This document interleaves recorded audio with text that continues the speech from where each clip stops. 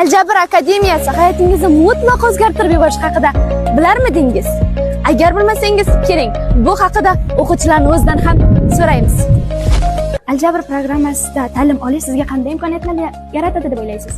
O'ylaymanki, Aljabr o'quv tizimini tugatganimizdan so'ng bizni qulayliklar bilan ta'minlashga ishonchim komil va bu yerdagi o'quv tizimi va shart-sharoitlarni bilan tanishib juda ham qiyin. Bu programmaning qanday jihatlarini sizni o'ziga tortdi? Asosan ingliz tili va texnik darslar ingliz tilida intensiv shaklda olib boriladi va bu yerda har bir auditoriya va xonalar juda ham zamonaviy jihozlangan. Sizda bakalavr diplomi bo'la tura bu programmadagi o'qishni tanlashingizga nima sabab bo'ldi? Xo'sh, meni Aljabr programmasini tanlashimga sabab bu yerda bitirgan talabalar kelajakda 100% ish bilan ta'minlanadi va bu yerdagi o'qish sistemasi O'zbekistondagi boshqa universitetlarga qaraganda yaxshiroq. Va shuning uchun men bu tanlovni tanlashga qaror qabul qilganman. Energetika qiziqqanligim sababli menga bir akam tavsiya qildi. Shirin energetika kollejiga borsa, u yerda Akvapower loyihasi ochilgan va u yerda seni 100% ish bilan ta'minlanadi va ingliz tili bo'yicha o'rgatadi va energetikani o'rgatadi deb tavsiya qilgan. Zamonaviy jihozlar bilan ta'minlanganligi va darslar xalqaro tarzda o'tilishi mening bakalavr diplomim bor bo'lsa ham shu yerga kelib o'qishimga turtki bo'ldi. Bu programmada o'qishni davom ettirish yoki tashlab ketish haqida hech ikkilanib ko'rganmisiz? Ha, bu haqida o'ylaganman, chunki boshida meni texnika bo'lgan qiziqishim bo'lmagan, lekin o'qituvchilar tufayli hozirda mening ingliz tili va texnikaga bo'lgan muhabbatim oshdi. Yo'q, bunaqa xayol umuman bo'lmagan.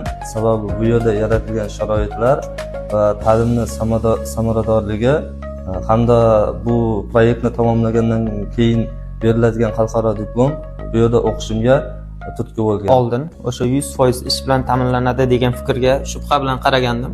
Ammo bu yil o'zim guvoh bo'ldim. Birinchi bitiruvchilarimiz ish bilan ta'minlandi. Yana bir bor 100% to'g'ri fikr qabul qilganimga amin bo'ldim. Nega universitetni tashlab bu programmada o'qishga qaror qildingiz? Sababi Aljabr programmasida o'zingizni rivojlantirishingiz va yutuqqa erishishingiz universitetlarga qaraganda qisqa vaqt talab etadi. Faqat o'zingizda harakat va ishtiyoq bo'lishi shart. Chunki xalqaro ta'lim standartlariga to'g'ri keladigan ta'lim tizimi mavjudligi birinchi sababi, keyingi sababi qayta tiklanuvchi energiya manbalarining kelajagi porloqligi va o'zimni shu yerda ko'rganligim uchun. Sarnas, bu programmaga kelganingizdan beri qanday yutuqlarga erishdingiz? Bu yerga kelganimdan beri juda ko'p yutuqlarga erishdim. Misol uchun, bu yerdan olgan bilimlarim tufayli Bakudagi konferensiyada qatnashish imkoniyatiga ega bo'ldim. Samarqand World Skills musobaqasida 2-o'rinni egalladim.